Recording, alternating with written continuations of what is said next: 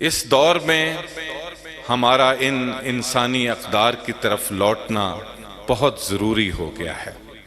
اسی لیے شاہ صاحب قبلہ نے آج کی نشست کے لیے یہ موضوع اور عنوان منتخب فرمایا ہے: انسانی اقدار کی بحالی اور اسوہ حسنہ۔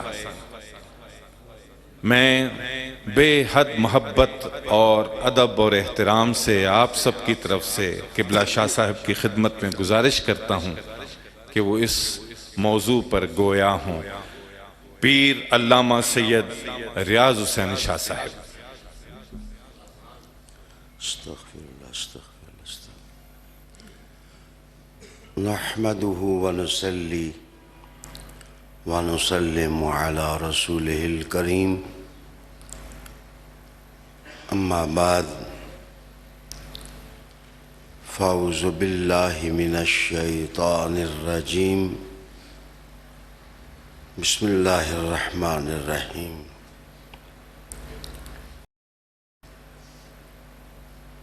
ان اللہ وملائکتہ یصلون علی النبی یا ایہا الذین آمنوا صلوا علیہ وسلموا تسلیما اللہم صل وسلم علی سیدنا ونبینا ومولانا محمد وعلی آل سیدنا ونبینا ومولانا محمد مبارک وسلم صلی علیہ۔ ناظرین اور حاضرین، آج ہمارا عنوان ہے انسانی اقدار کی بحالی اور حضور صلی اللہ علیہ وآلہ وسلم کا اسوہ حسنہ۔ میں اپنی بات آج یہاں سے شروع کروں گا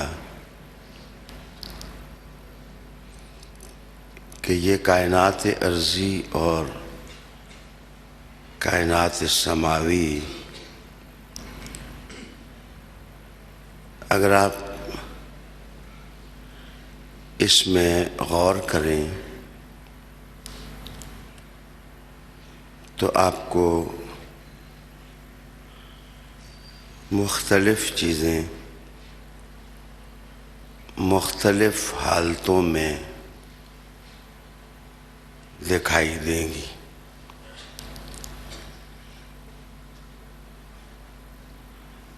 شمس و قمر ایک زمانہ ہوا اپنے مدار میں گردش کر رہے ہیں۔ میں آپ کے کریمانہ دل کے دروازے پر دستک دینا چاہوں گا کہ سورج اور چاند کی کیا یہ مجبوری ہے کہ وہ اپنے مدار میں گردش کر رہے ہیں، یا کوئی وہ فطرت کا وظیفہ پورا کر رہے ہیں؟ اس کو اس طرح بھی سوچ لیں کہ پرندے فضاؤں میں اڑتے ہیں اور مچھلیاں دریاؤں اور سمندروں کی موجوں کے ساتھ کھیلتی ہیں۔ کیا مچھلیوں کا تیرنا ان کی مجبوری ہے یا کوئی وظیفہ فطرت ہے جو وہ پورا کر رہی ہیں؟ اور پرندے جو اڑتے ہیں تو کیا یہ ان کی مجبوری ہے یا وہ فطرت کی کسی دعوت پر لبیک کہتے ہوئے اپنے ماحول کا وہ خود کو پابند بنائے ہوئے ہیں۔ اب آپ انسانی کائنات میں غور کریں کہ ہر انسان کی حالت دوسرے انسان سے جدا ہے۔ وہ بھی انسان ہے جو جوتوں پر پیوند لگاتا ہے، اور وہ بھی انسان ہے جو محراب میں کھڑا ہو کر خطبہ ارشاد فرماتا ہے۔ ہیں دونوں انسان، لیکن دونوں کے رنگ اپنے اپنے ہیں اور حالت اپنی اپنی ہے۔ شاگرد بھی انسانی ہوتا ہے اور استاد بھی انسانی ہوتا ہے، لیکن استاد کی کائنات اور ہوتی ہے اور شاگرد کے محسوسات اور طرح کے ہوتے ہیں۔ پیر بھی انسان ہے اور مرید بھی انسان ہے۔ کبھی غور کیا کہ مرید کے احوال اور ہوتے ہیں اور پیر کا انداز فکر اور ہوتا ہے؟ تو یہ جو گہما گہمی اور نشیب و فراز آپ کو نظر آتا ہے، قرآن نے بھی ایک جگہ اشارہ کیا کہ دھوپ اور چھاؤں برابر نہیں، رات اور دن برابر نہیں۔ جس طرح ایک انسان کی حالت دوسرے انسان سے ملتی نہیں ہے، ایسے ہی اس کائنات میں کچھ انسان ہیں جو مجبور دکھائی دیتے ہیں۔ غربت کسی کا عشق نہیں ہوتا، غربت مجبوری ہوتی ہے۔ اور یاد رکھنا، پسماندگی انسان کی محبت نہیں ہوتی، پسماندگی مجبوری ہوتی ہے۔ میں کہہ سکتا ہوں کہ مجبوریاں اچھی چیز نہیں ہیں، لیکن بقول ایک مفکر کے مجبوریاں اتنی بری چیز بھی نہیں ہیں۔ آئیے اس انسانی کائنات میں ذائقوں، طور طریقوں، وتیروں اور رویوں کے پیچھے اقدار ہوتی ہیں، جو اقدار کسی کو حسین بنا دیتی ہیں اور کسی کو عیبوں کا مجسمہ اور پیکر بنا دیتی ہیں۔ اقدار کی پہچان پیدا ہو جائے تو انسانی زندگی کی معراج شروع ہوتی ہے، اور ایک انسان بھولا پن اپنا کر زندگی گزارے تو اس کی قسم پرسیاں کچھ اور ہوتی ہیں۔ ویلیوز اور اقدار، علماء کہتے ہیں کہ دو طرح کی ہوتی ہیں۔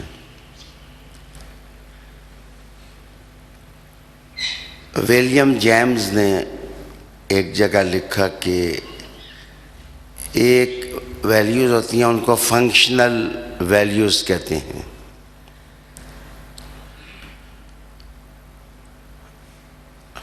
مغرب میں آپ جا کر پڑھیں تو وہاں فنکشنل ویلیوز بہت ہیں. ڈاکٹر اقبال جس وقت برطانیہ پڑھنے کے لیے گئے، مرچن گئے، ہائیڈلبرگ یونیورسٹی کے اندر وہ گئے، وہاں کی تہذیب اور تمدن کو قریب سے سونگا، اور جس وقت واپس وطن آئے تو انہوں نے ایک جملہ کہا کہ مغرب میں فنکشنل ویلیوز بہت ہیں لیکن ہیومن ویلیوز کی کاکات ہے، وہ صرف مدنی تہذیب میں آپ کو مل سکتی ہیں. ہیومن ویلیوز کی خوشبو آپ اگر سونگھنا چاہیں تو سیدہ زہرا کے بابا کی زندگی کی خوشبو سونگھیں. رسالت مآب صلی اللہ علیہ وآلہ وسلم نے مذہبی نہیں دیا، حضور نے انسانیت بھی عطا کی، آدمیت بھی حضور رحمت للعالمین آقا صلی اللہ علیہ وآلہ وسلم نے عطا کی. ایک موقع پر میں نے خود ہی کہا تھا کہ ایک اچھا مسلمان بننے کے لیے ضروری ہوتا ہے کہ انسان ایک اچھا انسان بنے. گویا اچھا مسلمان بننے کی پہلی سیڑھی ایک اچھا انسان بننا ہے. ایک مغربی آتھر اس لذیذ کہانی کو اپنے الفاظ میں جب بیان کرتا ہے تو وہ کہتا ہے کہ ویلیوز تو یہ ٹروتھ ہے، سچ ہے، آنیسٹی ہے، امانت ہے، جسٹس، انصاف اور عدل ہے، ٹرسٹ، اعتماد ہے، ہیومن ڈگنیٹی ہے، انسانی وقار ہے، لائلٹی ہے، وفا ہے، فیملی ویلیوز ہیں، فرینڈشپ ہے، دوستی، بردرہوڈ ہے، بھائی چارہ، نیبرہوڈ ہے، تم اپنے پڑوسی کے ساتھ کیسا سلوک کرتے ہو، کلینلیس ہے، صاف رہنا ہے، سیکریفائس ہے، قربانی ہے. کہتے ہیں کہ اگر میں ان ساری ویلیوز کو گن کر ہانسٹ اوپینین اختیار کروں، ہانسٹ اوپینین، دیانتدارانہ رائے اگر میں قائم کروں تو ان ویلیوز کی پیک اگر کہیں ملتی ہے تو وہ پرافٹ محمد صلی اللہ علیہ وسلم کے وجود میں ملتی ہے. اور رسول انور صلی اللہ علیہ وآلہ وسلم کی ذات میں یہ اقدار اور ویلیوز ملتی ہیں، اسوہ حسنہ میں ملتی ہیں. ناظرین، جس وقت میں نے کہا تھا فنکشنل ویلیوز، تو فنکشنل ویلیوز سے مراد یہ ہوتی ہے کہ وقت کی پابندی، یا آپ کو مغرب میں اس کا بہت اہتمام آپ کو ملے گا. قوانین کی پابندی، وائلنس نہیں ہوگی، وائلنس کو برا سمجھا جائے گا، لیکن یہ فنکشنل ویلیوز کہلاتی ہیں. اقبال بھی اس کو فنکشنل ویلیوز سے تعبیر کرتا ہے. لیکن انسانی اقدار میں والدین کے ساتھ سلوک، پڑوسیوں کے ساتھ سلوک، بڑوں کا ادب کرنا، چھوٹوں پر شفقت کرنا، یہ اگر سودا ہے تو یہ بازار مدینہ ہی سے ملتا ہے۔ یہ اگر ویلتھ اور دولت ہے تو یہ دولت تمہیں آستان محمدیہ پر ملے گی، صلی اللہ علیہ نبی الکریم۔ اگر آپ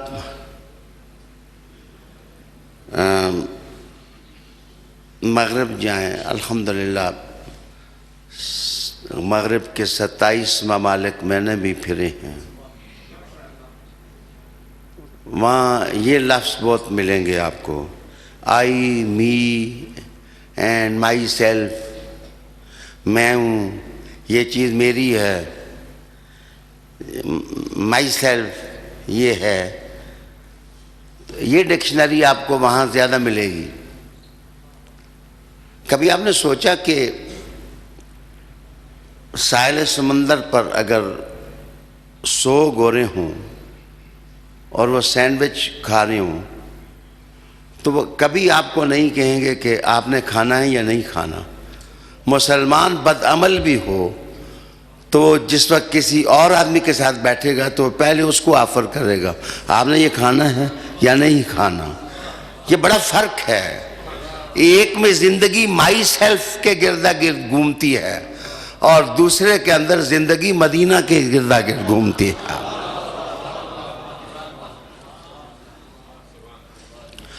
بہت بڑا فرق ہے، ڈسٹنگشنس ہے لائف اور سوچ اور وتیرے میں۔ آئیے میں عرفان جمیل صاحب کو مخاطب کرنا چاہوں گا۔ ایک بہت بڑے تعلیمی ادارے کے سربراہ ہیں، یہ صرف نقیب ہی نہیں ہیں، ماہر تعلیم بھی ہیں۔ تو یاد رکھنا کہ اقدار بنتی ہیں یا ٹوٹتی ہیں، یہ 10 جگہ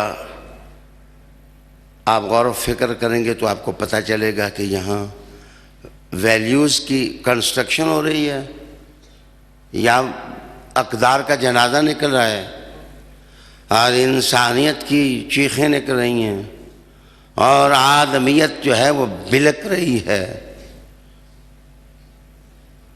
یاد رکھنا کہ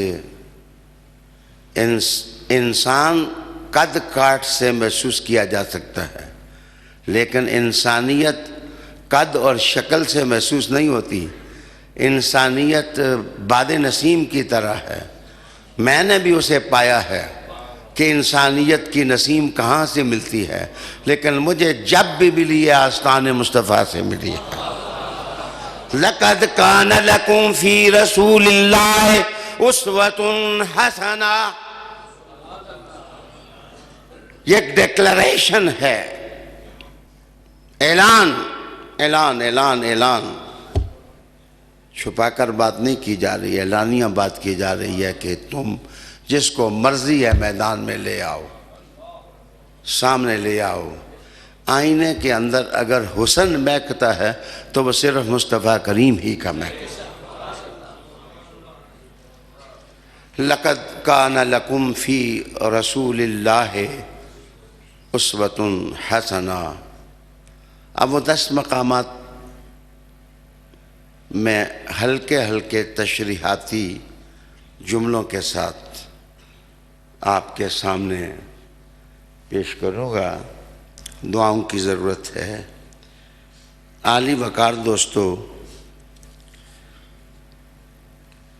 سب سے پہلے مذہب ہو یا گورنمنٹ سسٹم ہو، سارن پار ہو،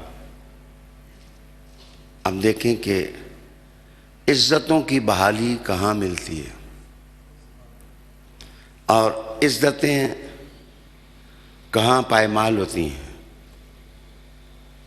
میرے حضور صلی اللہ علیہ وسلم کی عظمت یہاں سے شروع ہوتی ہے کہ حضور نے عزتیں پائمال نہیں کیں، حضور نے عزتوں کے تحفے عطا کیے ہیں۔ میں احادیث میں سے ایک دو حدیثیں یہاں ہی آپ کی خدمت میں پیش کروں گا۔ جناب علبہ بن زید الحارثی رجلا من اصحاب النبی صلی اللہ علیہ وآلہ وسلم، یہ حضور کے صحابہ میں سے رضی اللہ تعالی عنہم اجمعین صحابی ہیں۔ فلما خضع علی الصدقہ جاء كل رجل منهم بطاقته ما عنده۔ رسالت میں آپ صلی اللہ علیہ وسلم نے شوق دلایا کہ اللہ کی راہ میں صدقہ کرو، اللہ کی راہ میں صدقہ کرو، بڑا فضیلت مآب کام ہے۔ تو رسالت میں آپ صلی اللہ علیہ وسلم کے صحابہ نے جس وقت اعلان سنا تو جو کچھ ان کی طاقت اور دسترس میں تھا، ہمت میں تھا، وہ لے آئے اور صدقہ کیا۔ حدیث کا دلچسپ حصہ یہ ہے کہ فقال علبہ نام ہے یہ، وہ اٹھے اور انہوں نے کہا اللہم انی لیس عندی ما اتصدق بہ، یا اللہ میرے پاس تو کچھ بھی نہیں کہ جو میں صدقہ کروں، کوئی چیز نہیں ہے، صرف کہ اللہم انی اتصدق بعرضی، اے اللہ میں اپنی عزت کا صدقہ کرتا ہوں، اے اللہ میرے پاس اور کوئی چیز نہیں ہے جو میں صدقہ کروں، ایک میری عزت ہے، آنر ہے، احترام اور شخصی وقار، یہ میری دولت ہے، اے اللہ میں اسی کو صدقہ کرتا ہوں، اے اللہ میں اسی کو صدقہ کرتا ہوں، معنی سمجھاتا ہوں۔ تو جس وقت حضور صلی اللہ علیہ وسلم ممبر پر جلوہ فروز ہوئے تو کہا وہ بندہ کہاں گیا جو ابھی ابھی محفل میں کہہ رہا تھا کہ میں اپنی عزت کو صدقہ کرتا ہوں، وہ کدھر گیا؟ تو صحابہ نے رضی اللہ تعالی عنہم اجمعین عرض کی کہ یا رسول اللہ یہ ہے وہ شخص جس نے کہا ہے کہ میں اپنی عزت کو صدقہ کرتا ہوں۔ حضور نے کہا ابشر فوالذی نفس محمد بیدہ، جس ذات کے ہاتھ میں محمد صلی اللہ علیہ وسلم کی جان ہے، میں تمہیں مبارک دیتا ہوں کہ تیرا صدقہ سر عرش مقبول ہو گیا، تیرا صدقہ مقبول ہو گیا ہے۔ اچھا اب اس حدیث کا معنی کیا ہو سکتا ہے؟ اس حدیث کو الاصابہ فی تمیز الصحابہ کے اندر ابن حجر عسقلانی نے بڑے اہتمام کے ساتھ نقل کیا ہے۔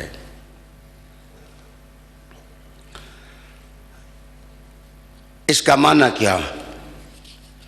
ایک دوسری حدیث سنیں گے تو فوراً آپ کو معنی سمجھ آئے گا۔ حضور علیہ السلام نے فرمایا اَيَعْجِزُ أَحَدُكُمْ أَن يَكُونَ مِثْلَ أَبِي دَمْدَمْ زمزم، کیا تم میں سے کوئی ہے کہ جو ابو زمزم کی طرح ہو جائے؟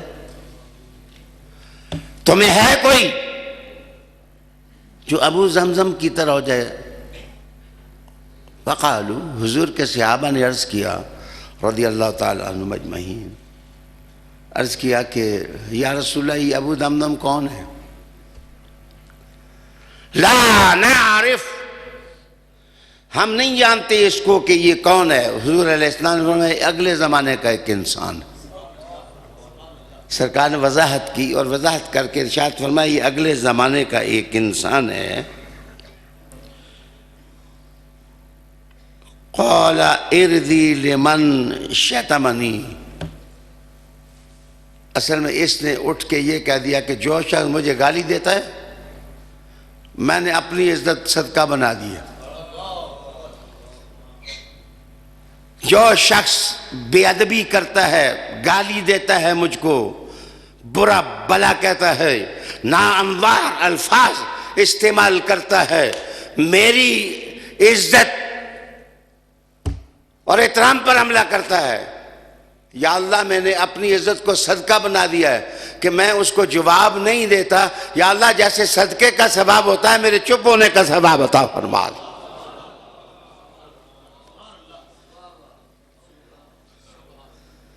گالی دینے والا اور چپ ہونے والا کبھی برابر نہیں ہوتے. فقیر اور دنیا دار کبھی برابر نہیں ہوتے. اور گھونٹ بھر لینے والا اور افوات بکنے والا کبھی برابر نہیں ہو سکتے. رسالت مآب صلی اللہ علیہ وآلہ وسلم نے پھر ارشاد فرمایا کہ میں لوگوں کو عزت دینے کے لیے آیا ہوں. میں لوگوں کو عزت دینے کے لیے آیا ہوں. آج جس سوشل میڈیا پر اسلام اور دین کو ہم بے وقار کر رہے ہیں، ایک دوسرے کی عزتوں کے ساتھ کھیل کر کے، اے کاش قول رسول روشنی بن کر ہمارے سینوں میں کھپ جاتا کہ جو صبر کرتا ہے اللہ اس کے صبر کو صدقہ بنا دیتا ہے. رسالت مآب صلی اللہ علیہ وسلم نے جو عزت کے ساتھ اور احترام کے ساتھ اقدار تعلق رکھتی تھی ان کو بحال کیا.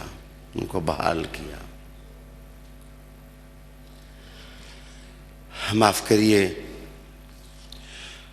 وَلِلَّهِ الْعِزَّةُ وَلِرَسُولِهِ وَلِلْمُؤْمِنِينَ.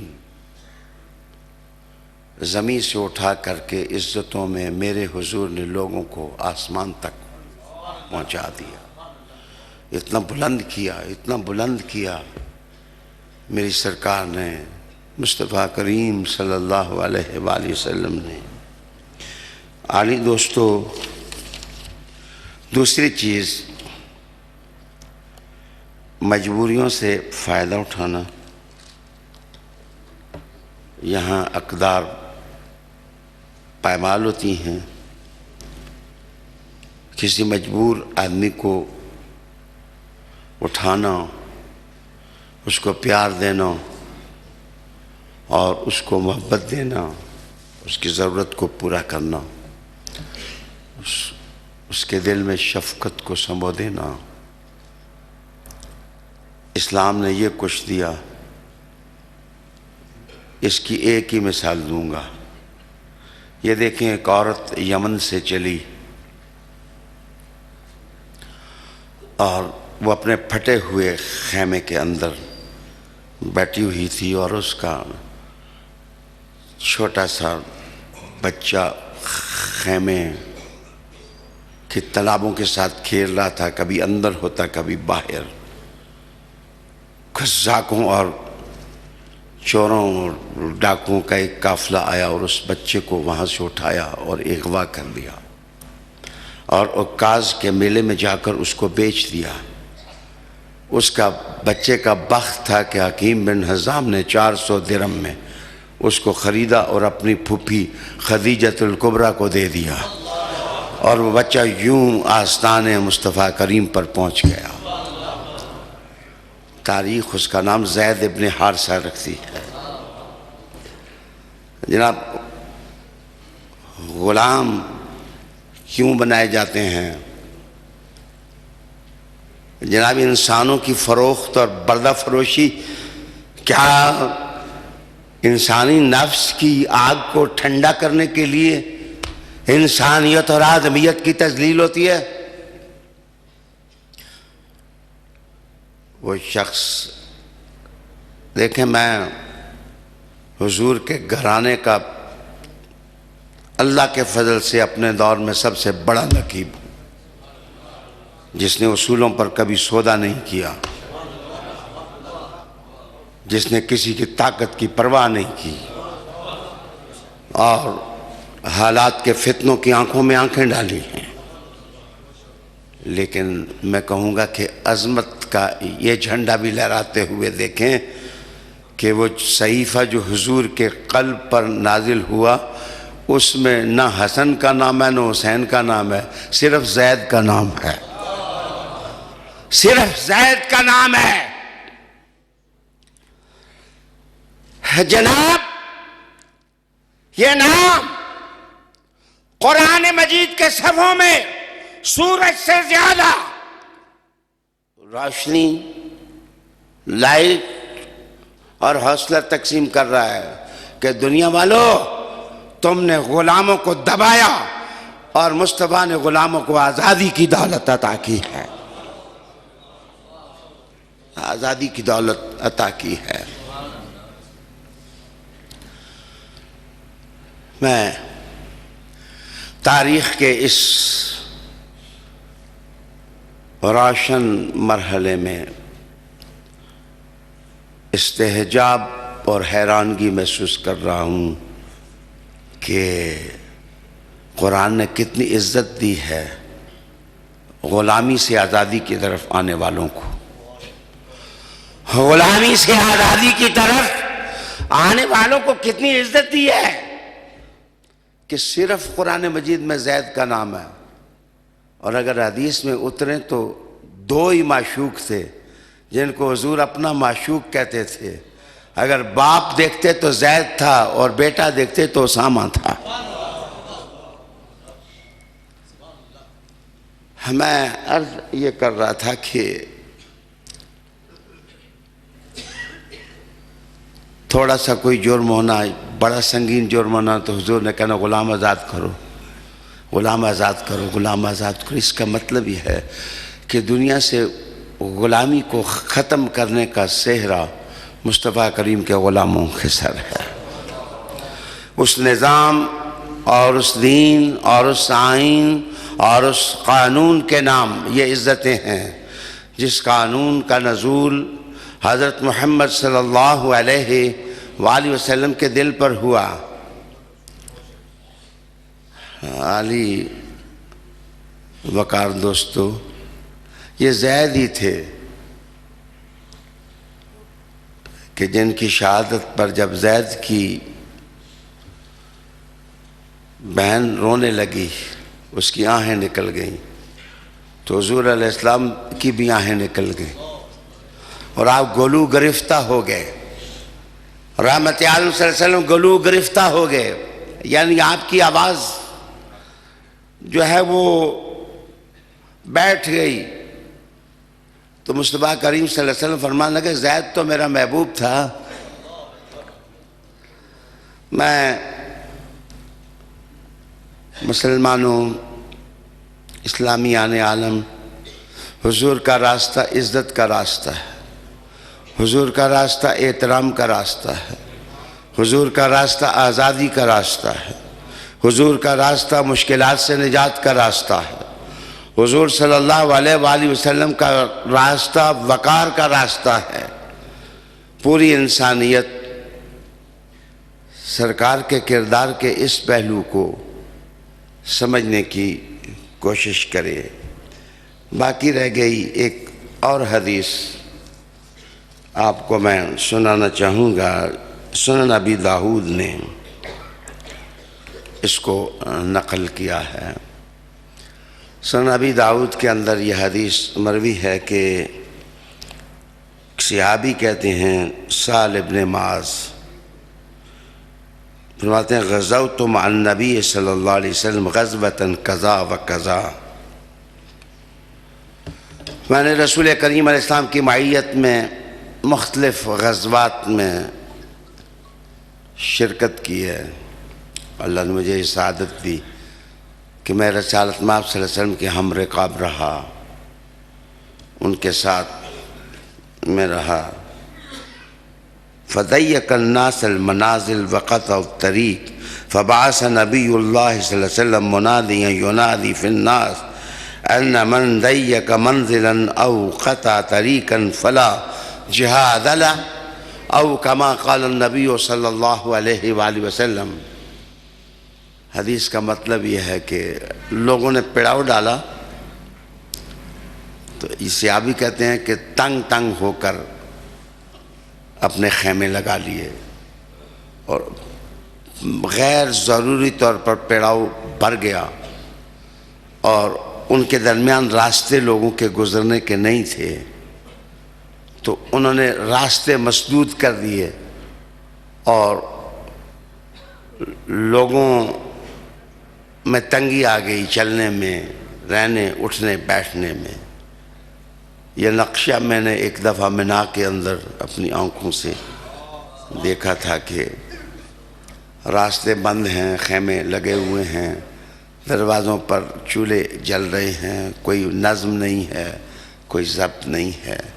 یہ حدیث شریف سنتے ہوئے ذہن ادھر دوڑا ہے کہ رسالت مآب صلی اللہ علیہ وسلم خیمے سے باہر نکلے، یہاں پردہ پڑا ہوا تھا، پردہ ہٹایا تو جیسے بجلی مسلمانوں کی رگوں میں دوڑ گئی اور وہ سب کہو گے کہ جان رحمت اور جان رسالت صلی اللہ علیہ وآلہ وسلم کیوں باہر نکلے ہیں. حضور نے منادی کو بلایا اور کہا کہ جاؤ اونچی جگہ کھڑے ہو اور اونچی جگہ کھڑے ہو کر کے یہ اعلان کرو. کیا اعلان کرو؟ رسالت مآب صلی اللہ علیہ وسلم نے کہا کہ او لوگو، جگہیں تنگ کرنا میری سنت نہیں ہے اور راستے بند کرنا میرا طریقہ نہیں ہے. راستے بند کرنا میرا طریقہ نہیں ہے. مجھ سے شکوہ نہ کریں، میں تو حضور کے حدیث کا پرچم بلند کر رہا ہوں. جناب ہم نوکر حضور کے ہیں. مصطفیٰ کریم نے کہا لوگوں راستے بند کرنا میرا طریقہ نہیں ہے، راستے کھول دو اور جگہیں کھلی کر دو اور اچھے طریقے سے رہنا سیکھو. Here lies a point کہ پوری دنیا کے اندر مجھے ریفارمرز کی تاریخ پڑھ کر کے بتائیں، ریفارمرز کی تاریخ. کرسچینٹی، جوڈازم، ٹاؤ مذہب، جین مذہب، بدھ مذہب، ہندو مت. میں کسی مذہب کی توہین نہیں کرتا، لیکن مجھے آج سے 1400 سال پہلے پیغمبروں کو سلام، میں ان کو چھوڑ کر کے بات کرنے لگا ہوں. ریفارمرز کی کسی ریفارمر کا یہ اعلان سنا ہے کہ جو اعلان میرے مصطفیٰ کہہ رہے ہیں لوگوں راستے بند کرنا میرا طریقہ نہیں ہے، راستے بند کرنا، مسدود کرنا یہ میرا طریقہ نہیں ہے، اور جگہیں تنگ کرنا یہ میرا طریقہ نہیں ہے. میرے حضور علیہ السلام نے کہاں کہاں تمہارا ہاتھ پکڑا ہے. حضور نے تو یہ بھی کہا کہ مکان کی چھت پر، جس چھت پر منڈیر نہیں ہے میں تمہیں اس چھت پر سونے سے منع کرتا ہوں، اس لیے کہ منڈیر نہیں ہے، اچانک تم اٹھو گے تو اٹھ کر گر جاؤ گے. میں بات انسانی اقدار کی کر رہا ہوں، میں ہیومن ویلیوز کی بات کر رہا ہوں. شاید یہی موقع ہے کہ میں یہ بات آپ کو سناؤں. ایک موقع پر ترکی کے ایک اخبار کا ایڈیٹر میرے پاس آیا، مہمان تھا. میں اس کو لے کے کراچی سے آ رہا تھا تو پنڈی میں اس نے کہا کہ مجھے ٹکٹ کٹا کے دیں، میں واپس ترکی جاتا ہوں، میں یہاں اس ملک میں نہیں رہتا. تو میں نے اس سے کہا کہ کیا ہو گیا ہے، اتنے جلدی ناراض کیوں ہو گئے ہو؟ تو اس نے کہا کہ یہ کوئی ملک ہے آپ کا کہ وہ بورڈ جو ایئرپورٹ پر جس پر مائلز اور منزل لکھی ہوتی ہے کہ اسلام آباد اس طرف اور پنڈی اس طرف، کہتے ہیں اس کے اوپر جناب اشتہار لگائے ہوئے ہیں اور اشتہار لگا کے کہا ہے یا اللہ مدد، یا اللہ صرف تیری مدد۔ بھائی اللہ کی مدد ایاک نعبد و ایاک نستعین، لیکن وہ کوئی قوم ہے کہ جس کے اندر یہ سوچ ہی نہ ہو کہ یہ بورڈ وہ ہیں جنہیں دیکھ کر مسافر منزل تلاش کرتے ہیں، اور تم نے اس پر جو اشتہار لگا دیے ہیں تو بھولے بھٹکے انسان اپنے گھر کیسے پہنچیں گے؟ مصطفیٰ راستے بند کرنے کے لیے نہیں آئے، منزل بتانے کے لیے آئے۔ رحمت للعالمین آقا صلی اللہ علیہ وآلہ وسلم نے اعلان کرایا کہ راستے کھلے کراؤ اور خیمے ٹھیک جگہ پر لگاؤ تاکہ لوگوں میں وسعت نظری پیدا ہو، ویلیوز یہاں سے پیدا ہوتی ہیں۔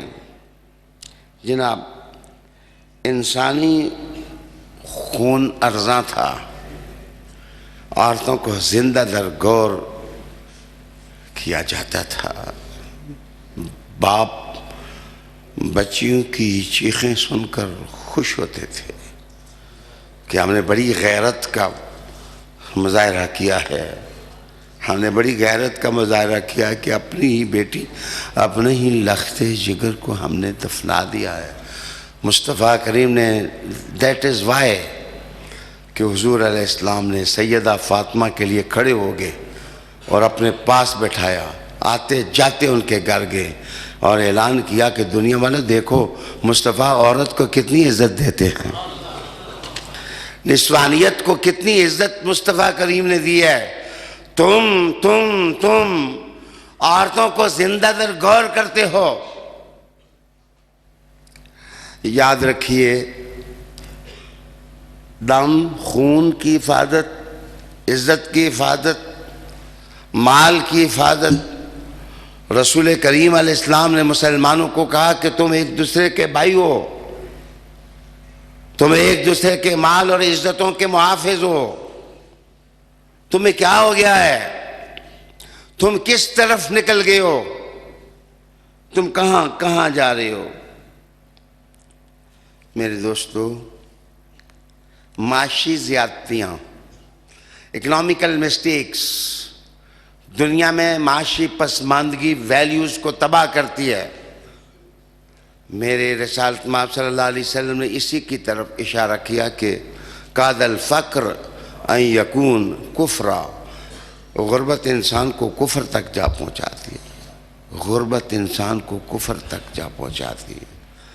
یہ میں اس لیے کہتا ہوں کہ کافروں کی ہٹی پر جس وقت مسلمان بکنے لگ جائے تو غربت ہی تو ہے کہ وہ بکتا ہے۔ اگر اس کا گھر سلامت ہوتا تو اسے کیا ضرورت تھی کہ وہ بکتا؟ معاشی پسماندگی انسان کے لیے اقدار کو ختم، مذہب کو ختم کر دیتی ہے۔ تو اقدار تو بعد کی چیز ہے، اقدار تباہ ہوتی ہیں۔ میں چاہوں گا کہ رسالت مآب صلی اللہ علیہ وسلم کی ایک حدیث شریف یہاں معاشی پسماندگی کے سلسلے میں آپ کو سناؤں۔ آپ خوش ہوں گے کہ میرے حضور صلی اللہ علیہ وآلہ وسلم نے کیا ارشاد فرمایا۔ عالی وقار دوستو، میرے حضور نے کہا کہ میں تمہیں بتا دوں کہ بدترین سود کیا ہوتا ہے؟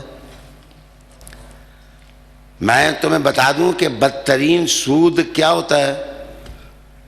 ہمارے ہاں سود صرف ایک ہی چیز کا نام ہے کہ مال، دولت، ویلتھ کے ساتھ حضور علیہ السلام نے فرمایا کہ ارب الربا۔ میں تمہیں بتاؤں کہ بدترین سود کیا ہے؟ یا رسول اللہ صلی اللہ علیہ وسلم وہ کیا ہے؟ فرمایا کہ ناحق کسی کو ستانا اور اس کی عزت پر ڈاکہ ڈالنا، یہ بدترین سود ہے، یہ بدترین سود ہے۔ عالی وقار دوستو، حضور صلی اللہ علیہ وآلہ وسلم کی اقدار کی بات کر رہا تھا۔ ضرورت ہے کہ یہ چوریاں کیوں پیدا ہوتی ہیں، ڈکیتیاں کیوں پیدا ہوتی ہیں؟ جس وقت نظام لوگوں کے سر پر دست شفقت نہیں رکھتا، جس وقت قانون کانسٹیٹیوشن سسٹم سر پر دست شفقت نہیں رکھتا تو عیب پیدا ہوتے ہیں۔ مہنگائی بڑھ گئی ہے، مہنگائی کے خلاف احتجاج سیاست ہے، لیکن مہنگائی جو جرائم پیدا کرتی ہے یہ مذہب ہے۔ مذہب کو بتانا چاہیے کہ جس وقت معاشی استحصال ہوگا تو لوگوں کے اندر طرح طرح کے جرائم پیدا ہو جائیں گے۔ میرے دوستو، رسول اللہ علیہ السلام نے سب سے پہلے مذہب کی دعوت دی۔ دعوت دینے کے بعد حضور نے لنگر کو ساتھ ساتھ رکھا۔ آپ کہیں گے وہ کیسے؟ پہلی دعوت جو جبل ابو قبیس پر میرے حضور نے دی، راوی حضرت علی المرتضیٰ ہیں، کہتے ہیں کہ سارے قبائل کے لوگ حضور نے بلائے، وہ پہاڑ کے دامن میں جمع ہو گئے۔ تو حضرت علی المرتضیٰ کہتے ہیں دعوت تو حضور نے دینی تھی، میری ڈیوٹی یہ لگی کہ لکڑیاں اکٹھی کر کے لنگر میں تیار کروں۔ تو پہلی دعوت جب اسلام کی طرف میرے حضور نے دی تو لنگر تیار کرنے والے علی المرتضیٰ تھے، کرم اللہ وجہ الکریم۔ لنگر کل بھی علی کا تھا، لنگر آج بھی علی کا، لنگر کل بھی علی کا تھا، لنگر آج بھی علی کا ہے۔ میرے دوستو، معاش کا بگڑ جانا خطرناک جرائم پیدا کرنے کا پیش خیمہ ہوتا ہے۔ رسول اللہ علیہ السلام نے تعصبات کو ختم کیا۔ تعصبات سے اقدار فنا ہوتی ہیں، ویلیوز ختم ہوتی ہیں۔ میں سوچ کے دھیمے لہجے میں کہنے لگا ہوں، کیا یہ اعلان حضور کے سوا کسی نے کیا کہ کسی عربی کو اجمی پر، کسی اجمی کو عربی پر، کسی گورے کو کالے پر، کسی کالے کو گورے پر کوئی فضیلت نہیں ہے؟ فضیلتوں کا معیار تقویٰ ہے، فضیلتوں کا معیار تقویٰ ہے۔ جو قوم اس وقت سب سے زیادہ اپنے آپ کو متمدن سمجھتی ہے، کالے اور گورے کے ریسے سب سے زیادہ ان میں ہیں۔ آج بھی وہ کالے اور گورے کے نام پر جھگڑ رہے ہیں، اور اگر عزت دیکھنی ہو تو بلال کالے کو دیکھیں کہ اذان دیتے ہوئے کہا اشہدو اللہ الہ الا اللہ۔ لوگوں نے شکایت کی حضور یہ تو شین بھی ادا نہیں کر سکتے، تو میرے مصطفیٰ نے کہا بلال کی سین تمہاری شین سے بہتر ہے، بلال کی سین تمہاری شین سے بہتر ہے۔ سین و بلال خیر من شینکم، تمہاری شین سے میرے بلال کی سین اچھی ہے۔ کانوں کو جو عزت میرے حضور صلی اللہ علیہ وسلم نے دی، ذرا جھانک کر کے دیکھو کہ میرے حضور صلی اللہ علیہ وآلہ وسلم نے تعصبات کا خاتمہ کس طرح کیا، تمیزیں کس طرح ختم کی، لوگوں میں مساوات کس طرح قائم کی، حقوق آشنائی کی تحریک اور رسول کریم علیہ السلام نے کس طرح دی۔ میں بڑی کوشش کر کے میں نے 10 پوائنٹ پورے نہ کر سکا، انشاءاللہ اگلے پیر کو بھی میرا عنوان یہی ہوگا۔ میں اسلام اور حضور صلی اللہ علیہ وسلم کے اسوہ حسنہ کے فیضان کس طرح انسان کی زندگی کو حسین بناتے ہیں اور جمال دیتے ہیں، اس پر گفتگو کروں گا۔ مجھے امید ہے کہ آج کی طرح بر وقت آئیں گے۔ آج میری گفتگو کا وقت ختم ہو گیا ہے، میں اسی پر اکتفا کرتا ہوں، اور دعا مختصر ہوگی، اس کے بعد ذکر ہوگا، اور سارا کام 10-15 منٹ میں ہوگا۔ بڑی دعا ہو جائے گی، ربنا آتنا فی الدنیا حسنہ وفی الآخرۃ حسنہ وقنا عذاب النار برحمتک۔